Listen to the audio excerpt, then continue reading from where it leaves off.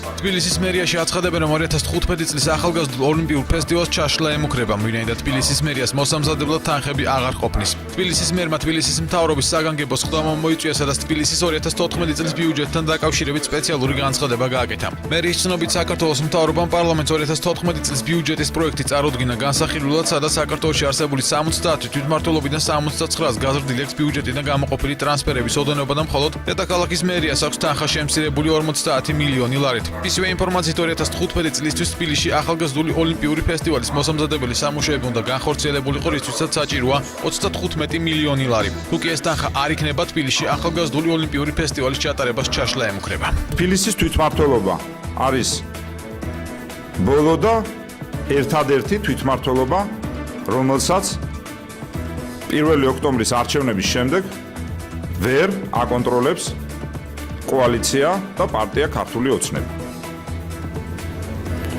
ანუ 70 თვითმმართველობიდან 79-ს გაეზარდა ბიუჯეტი და მხოლოდ თბილის ხადურის ხელმოწერით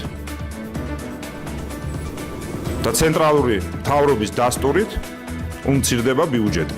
და ეს არის თავიდან ბოლომდე სადამსჯელო ოპერაცია, რომელსაც ცენტრალური მთავრობა ახორციელებს საკუთარი მოქალაქეების მიმართ